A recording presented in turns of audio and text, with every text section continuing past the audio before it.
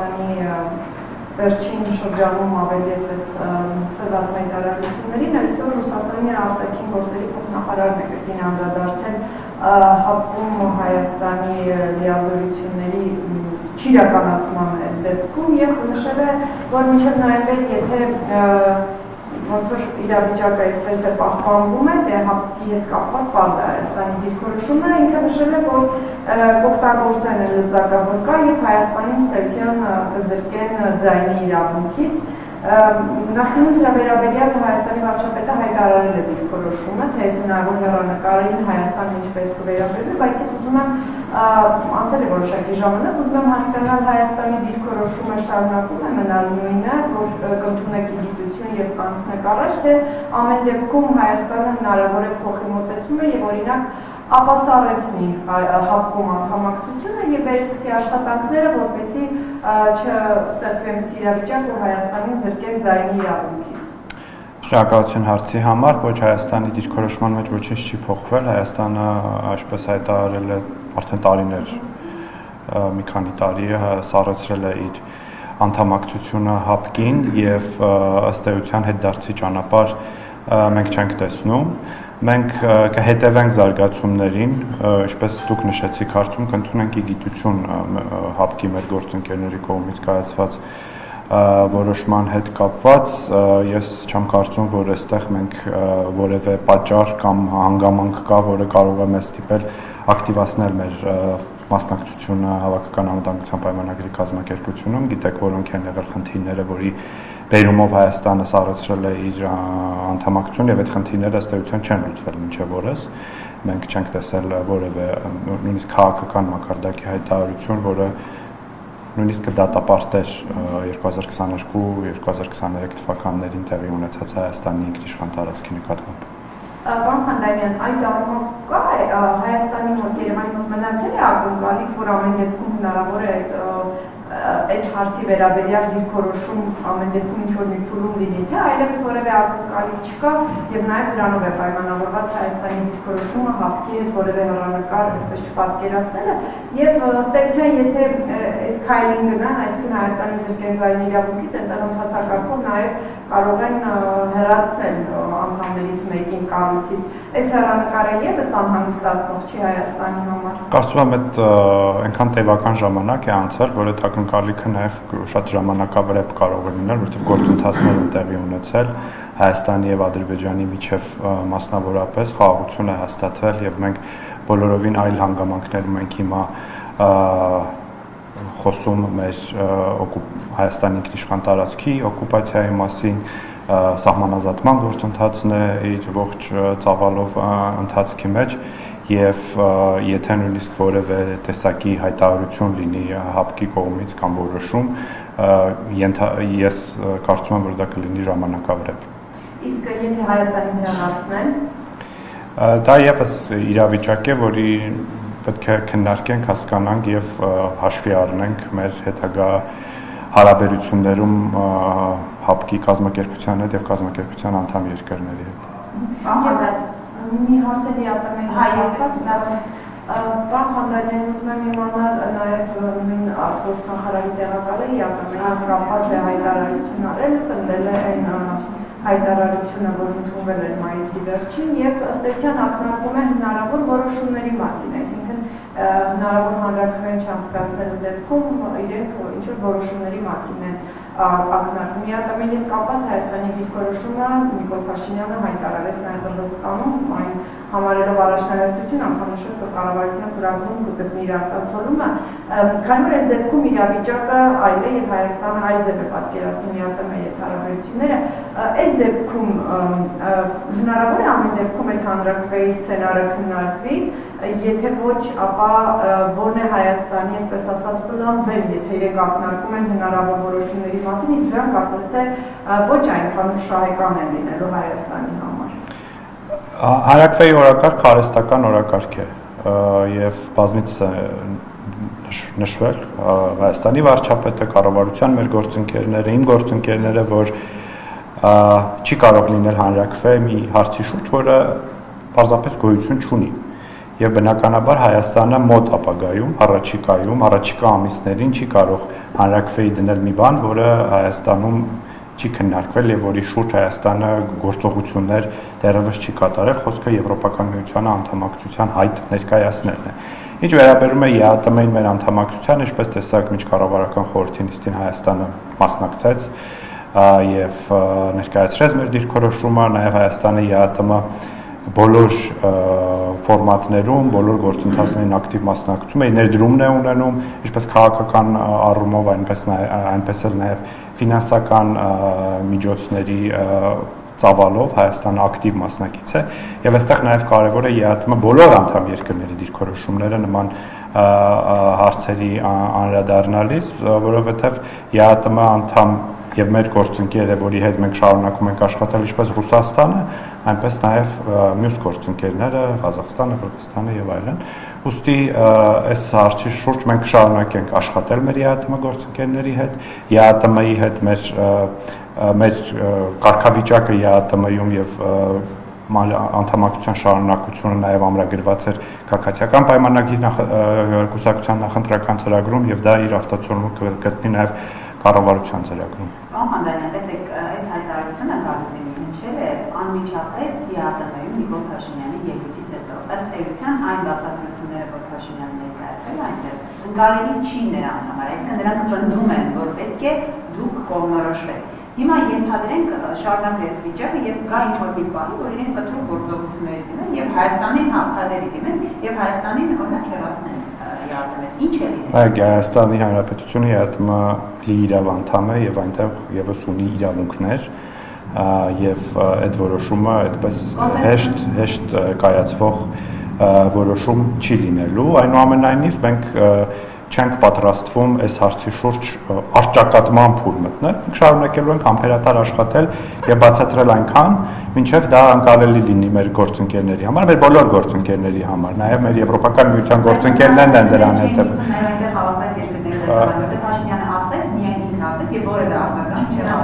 Մենք շարունակում ենք աշխատել մեր բոլոր գործընկերների հետ, ԵԱՏՄ-ում եւ ԵԱՏՄ-ից դուրս եւ համբերատարորեն մենք շարունակենք բացատրել մեր դիրքորոշումը եւ բնականաբար դա պարզից էլ պարզ է, որ երբ որ Հայաստանի Հանրապետությունի վերջո կայացնի այդ որոշումը, որ մենք դիմում ենք Եվրոպական միության անդամակցելուն եւ դրա համար նաեւ պետք է լինի անցկացնել հանրակրվե, այդ ժամանակ երկուսում անդամակցությունը անհնարին կդառնա, Հայաստանի իր կամքով մեկից դուրս կգա։ Բայց չէ, դա մենք բազմիցս նշել ենք, որ Եվրոպական միության ինտեգրման process-ը մեր համար ներքին process է, բարեփոխումների process է, եւ մենք իրականացնելու ենք այդ բարեփոխումների process-ը եւ կդիմենք Եվրոպական միության անդամակցել, թե չենք դիմի, մենք կիմանանք, որ մենք ունենք մի երկիր, որտեղ կան այնպիսի ստանդարտներ, որոնք լավն են եւ որոնք համապատասխանում են Եվրոպական միությանը։ Հատկապես հիմա, երբ որ մեր օրինակ արտադրողները, գյուղատնտեսական արտադրանք արտադրողներ, այլ տնտեսվարողներ, որոնք խնդիրների են բախվում Ռուսաստան արտահանումների հետ, իրենք այս process-ը նաև հնարավորություն է մեր տնտեսվարողների համար համապատասխանեցնել իրենց ստանդարտները եվրոպական շուկաների համար եւ ունենալ ալտերնատիվներ։ Այս թեմայով կապված մի հարց է, պարոն Խանդանյան, քանի որ հստակ հայտարարում է, որ քաղաքական է ամեն դեպքում այնինչ արվում է Հայաստանի արտադրանքների նկատմամբ քաղաքական կոմպոնենտ է, այստեղ նշում է նաև վարչապետը,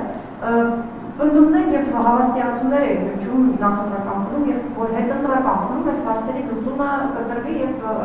կհասնի արդեն այնպես իրավիճակի, որ խնդիրները ստեցյան կվերանան, բայց չստացվեց, չի ստացվում վարչապետի ավարտել պարոն Խանդանյան, ինչու չի ստացվում նախ եւ դուք ասում եք կոնսենսուսով է այդ հեռացնել եւ այլն, բայց դուք քանի որ սա քաղաքական է, դուք բացառում եք, որ կստեղծեն այնպիսի մի իրավիճակ, որ Հայաստանի համար ստեղծության խնդիրները ավելի խորանան եւ տնտեսությունը կոնկրետ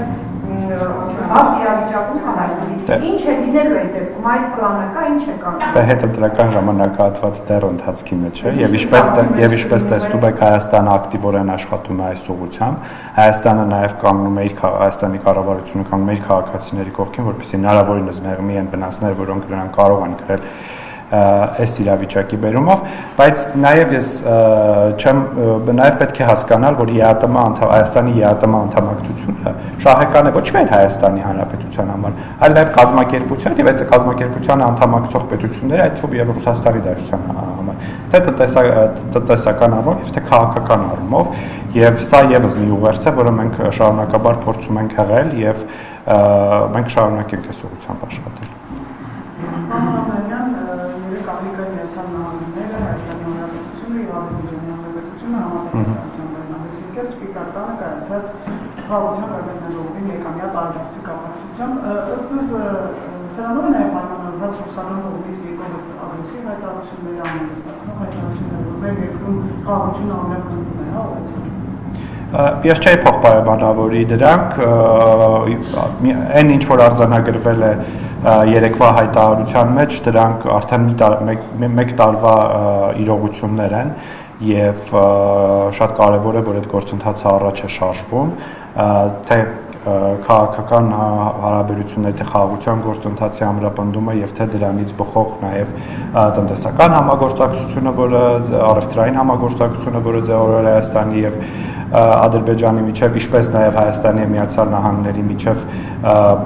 հարաբերությունների խորացումը այնպիսի ոլորտներում, որոնցում մենք փորձառություն չունեինք համագործակցության, բայց այսօր արդեն տեսնում ենք օրինակ, որ արհեստական բանականության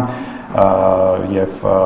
հաղորդակցությունների ոլորտում խոր համագործակցություն ունենք։ Սա մի գործընթաց է, որը բխում է բացառապես Հայաստանի շահերից եւ մենք այս ուղղությամբ առաջ ենք շարժվելու եւ մենք բազմիցս նշել ենք, որ մեր որևէ հարաբերություն որևէ երկրի հետ խորացում այդ հարաբերությունների ի վնաս չէ մեր այլ հարաբերություններին եւ սրանում է կայանում հենց բալանսավորված եւ բալանսավորման արտաքին քաղաքականության էությունը։ Հիմնավորեմ ասածս Դմիտրի Մեդվեդևը հայտարարել է, որ Արևմուտքը երես կտրեկի Հայաստանից, հենց որ այն դադարի նրանց համար հետաքրքրություն ներկայացնեն, որպես Ռուսաստանի դեմ գործ։ Ինձ հիշեցնում է Ալեքսանդր Լուկաշենկոյի հայտարարությունը, որը ասում էր Հայաստանը ում է պետք, եւ դրան հետևեցին գործընթացներ եւ հասկացանք, թե Հայաստանը ում է պետք, որքան է պետք եւ որտեղ է պետք, ուստի նման սպառնալիք մեզ չի սպասում։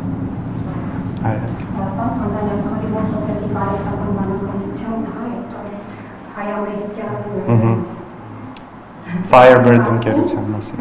Firebird-ը նորաստեղծ, ես $5 միլիոն հա, բայց օրինակ այստեղ բնապահպանները արձանագրում արդեն ահազանգում են, որ բնապահպանական մարդկանց առողջության վրա ազդեցության ռիսկերը չեն գնահատվել եւ կարող է մեկնելան ջրային եւ էլեկտրաէներգիայի այդ պաշար, ոչ բավարար պաշարներ, արդյոք կառավարությունը այս հարցը քննարկել, արդյոք դրա հետ կապված խնդիրներ կան, թե ոչ։ Ես տեսել եմ այդ մտահոգությունները եւ նաեւ ուսումնասիրել եմ եւ նաեւ հետեւել եմ արձագանքներին ընկերության ներկայացուցիչների եւ մասնագետների եւ ըստ էության ջրային ռեսուրսներ խոսքը գնում էր այդ արհեստական բանականության գործարանի հովացման համակարգի մասին եւ կային պնդումներ, որ Սևանա լճի ջուրն է օգտագործվելու դրա համար եւ ջրային ռեսուրսների ահռելի ծավալ է օգտագործվելու, պարզվեց, ինչպես մասնագետները բացատրեցին, որ ընդհանրապես խմելու ջուր չի օգտագործվելու հովացման համար, հատուկ նյութ է օգտագործվելու, որում օգտագործվում է թորաշ ջուր, փակ ցիկլով է դա տեղի ունենում եւ բնապահպանական որևէ խնդիր չի առաջացնի Կոտայքի մարզի եւ հարակից շրջանների համար այս գործարանը սա մասնագետների եւ տեսակետն է եւ իրականությունն է, ինչը կարծում եմ մեր բնապահպան ակտիվիստների բոլոր մտահոգությունները փարատել է։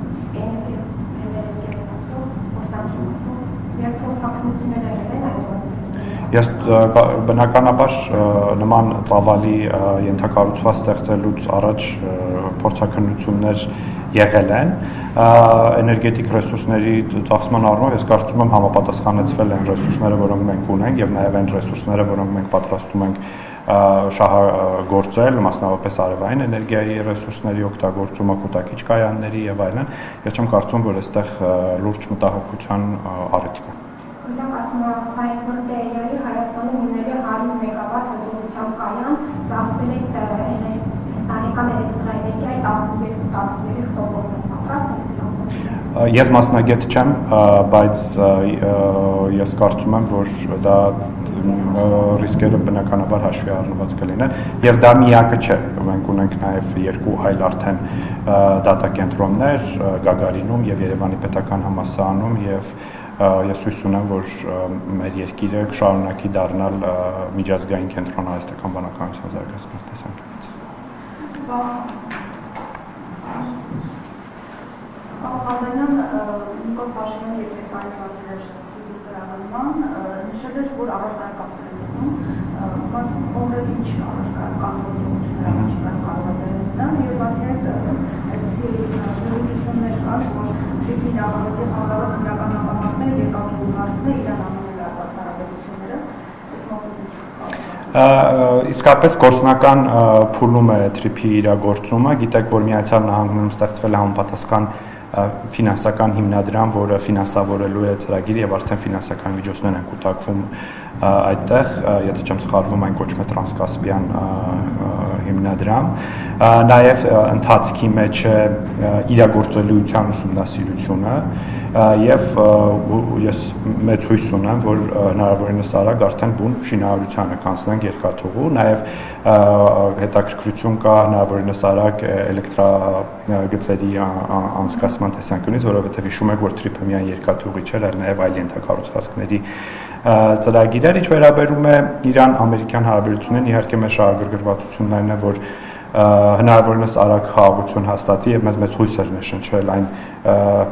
պայմանավորվածություն, այն բանակցությունները, որոնք մի քանի ամիս առաջ տեղի ունեցան Իրանի եւ Միացյալ Նահանգների միջեւ, կարծես թե ձևավորվել էր խաղաղության պլան, հույս ունենք այդ պլանը կիրագործվի, իսկ ինչ վերաբերում է TRIP-ին իրագործմանը Հայաստանում եւ Հայաստան-Իրան հարաբերություններին, այստեղ կարծում եմ որևէ մտահոգվելու առիթ չկա, մենք մեր Իրանի մեր գործընկերների հետ Հայաստանի կառավարությունը ակտիվ քննարկել է այս հարցը, փոխըմբռնում կա այս հարցի շուրջ եւ ես չեմ կարծում, որ որևէ մեկը կարող է մտահոգվել, որ Իրան-ամերիկյան լարված հարաբերությունները կարող են ազդել այս ծրագրի իրագործմանը։ Այսինքն ամեն դեպքում երկաթգծի կառուցման հարցը կապված է նրանից, թե Իրան-ԱՄՆ հարաբերությունները կդրսևորվեն։ Ճիշտ հակառակը, ընդհանրապես կախված չէ դրանից, երկաթգծի կառուցման հարցը օրակարգի հարց է, ինչպես նշեցի, ուսումնասիրվում է տեղանքը, դրա իրագործելիությունը եւ այլ պարամետրեր, եւ երբ որպես ուսումնասիրությունները եւ տեխնիկական զորությունները ավարտվեն, կսկսվի բուն շինարարության հարցը, այստեղ քաղաքական խոչընդոտ ես չեմ տեսնում։ Անխանդինում ոնց հասկացանք, նորավերջին քննարկվելու է Ռուսաստանից Հայաստան ներկրվող գազի սակագնի մասին հարցը։ Այս պահին Հայաստանը քննարկումներ ունի այդ մասով, արդյոք դիտարկվում է այլ երկրներից գազի դիվերսիֆիկացիոն իրականացնել, օրինակ Արևան Իրան, Իրաք, ինչու՞ չէ նաև Ադրբեջան, որովհետև Ադրբեջանից վառելիք ներկրում են Հայաստան։ Այս հարցի շուրջ չգիտեմ Ռուսաստանի հետ վերջի խոսակցությունը երբ է եղել եւ ծանոթ չեմ մի հայտարարության, որը հիմք է մեզ մտածելու, որ գազի սակագինը կարող է փոխվել, այնուամենայնիվ, երբ որ նման իրավիճակ առաջանա, կրկին բարեկամաբար մենք մեր ռուս գործընկերների հետ կունենանք այս քննարկումները, բայց դիվերսիֆիկացիան իհարկե կարևոր է այս հարցում, եթե չեմ սխալվում, տարածքային կառավարման եւ ենթակառուցվածքների նախարարի վերջին Իրան այցի ժամանակ նաև նման քննարկումներ տեղի ունեցել գազի ներկրման ծավալների ուղղությամբ եւ այս ուղղությամբ եւ մենք եւս կաշխատենք եւ TRIP-ը եւս նաեւ գազամուղի է վերաբերվում, այսինքն Հայաստանի տարածքով անցնելու է TRIP-ի շրջանակներում գազամուղ եւ սա գուցե եւս մեկ հնարավորություն է, որպեսզի մենք դիտարկենք եւս մեկ աղբյուր ունենալու, օգտվելու այդ գազամուղի հնարավորություններից։ Իհարկե սա շատ տեսական միտք է, որը ես հիմա այս պահին արտահայտում եմ, բայց դա բարդ չէ գործնականում իրականացնել։ Իսկ քաղաքական վարակի շրջանակներում Ադրբեջանից Հայաստան գազի ներկրումը պլանավորվում։ Դե գիտեք, տարբեր տնտեսական հարաբերությունների եւ էներգետիկ հարաբերությունների քննարկումներ տեղի ունեցել են այս ընթացքում Ադրբեջանի հետ, ես չգիտեմ թե կոնկրետ գազի մատակարարման հարցով ուր ենք մենք հասել այդ առնչությամբ, բայց դա բացառված սցենար չէ։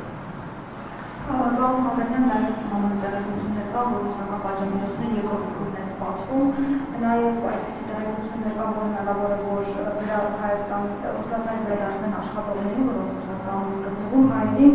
նաև տեղեկություններ կան, որ օդային տարածքը հակելու մասին նույնիսկ հնարավոր է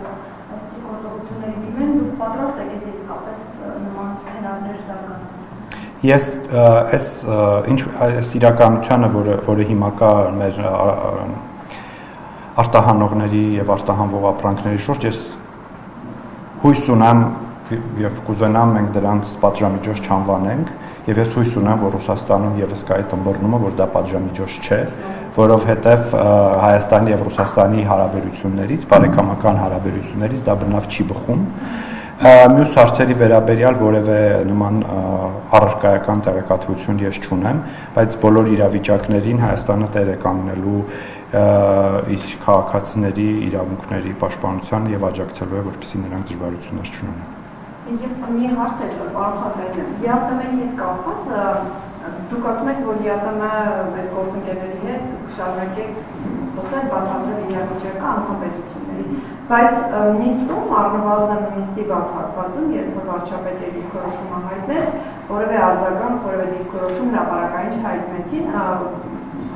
վարչապետերը պետությունների, սա արդյոք նշանակում է, որ Հայաստանը առնվազն այս պահին եւ իդեպ Գալուստինը նաեւ նշում է, որ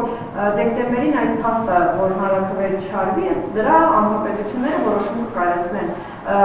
Սա արդյոք նշանակում է, որ գոնե մինչև այս պահը Հայաստանին դեռ չի հաջողվում կամ Հայաստանը դեռ ձախողել է երկրներին համոզելու այս օրակարգից հետ կանգնելու հարցում, այսինքն ըստ էության դեռ չի ստացվում, ինչու՞։ Չէ, ես չէի ասի, որ մենք մեր ԵԱՏՄ գործընկեր երկրների հետ հարաբերություններում ձախողել ենք ինչ-որ բան համոզել ապացուցել։ Նաև դուք տեսնում եք օրինակ ԵԱՏՄ առանցքային անդամ երկիր Ղազախստանի հետ, ինչպես են ծավալվում մեր հարաբերությունները եւ պարտադիր չէ, որ նիստի ընթացքում ինչ-որ բան հայտարարի որևէ երկրի ներկայացուցիչ, որպեսզի մենք դրանից եզրահանգումներ անենք, թե ինչպիսին է այդ երկրի վերաբերմունքը ստացված իրավիճակին։ Մենք շարունակելու ենք աշխատել եւ նորից եմ կրկնում, որ ԵԱՏՄ անդամակցությունը չի բխում բացառապես միայն Հայաստանի Հանրապետության շահերից։ Հայաստանի ԵԱՏՄ անդամակցությունը բխում է նաեւ ԵԱՏՄ մյուս երկրների շահերից։ Շնորհակալություն։